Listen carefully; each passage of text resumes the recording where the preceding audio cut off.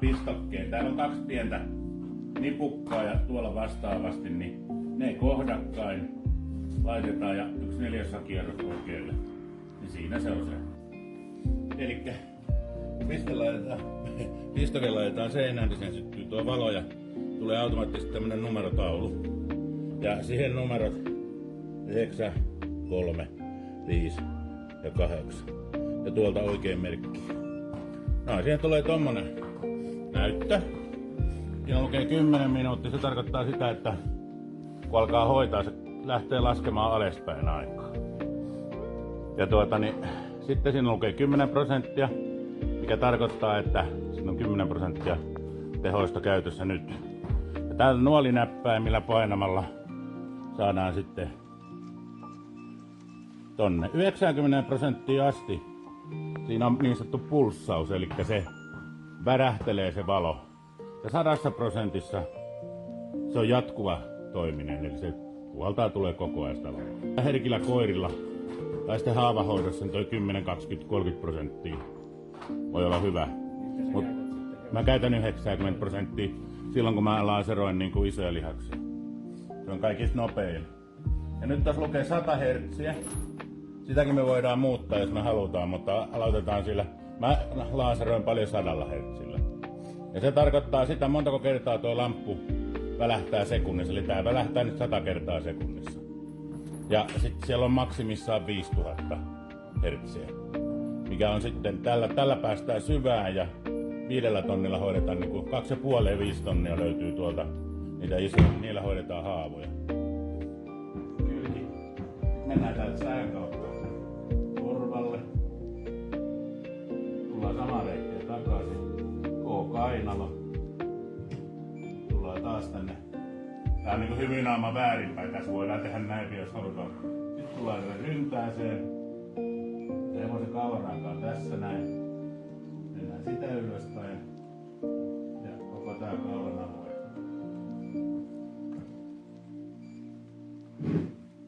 Ja täällä on myöskin lapa kiinni. 2 piippausta laitetaan tuohon suoraan 5 suosiolla, koska me tiedetään, että se pullottaa tuo kaula nopeammin. Sitten kun mitä enemmän nyt se rupeat täpsyttelemään, mitä enemmän sä tunnet hevosta, niin sitä nopeammin se sitten käy se laserointi. Mä voin näyttää, miten mä laseroin tän nopeasti, koska okej Anders, det var jag vill säga bara att när jag använder laser, så jag lasrar så här. Till exempel 4 hjular. Sen jag vill känna om det har gett någonting. Så jag stänger maskinen och säger jag känner. Nej, det är inte bra. Sen måste jag igen, vet du. Slå på där 90% och sen slå på maskinen. Och sen jag ska göra igen.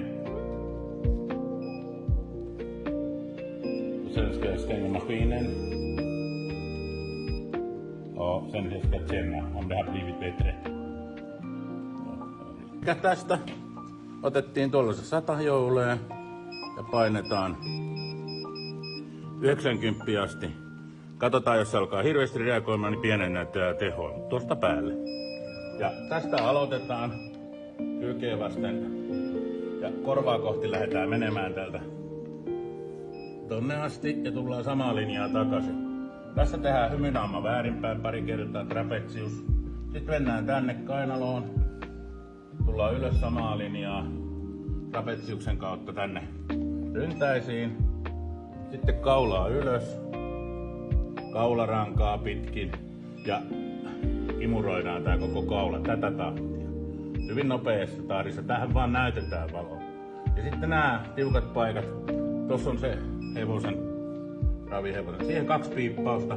Sitten koko tää lapa lihaksisto näin tällä tavalla imuroidaan lävitte nopeasti. Ja sitten tässä kohtaa 2 piippausta.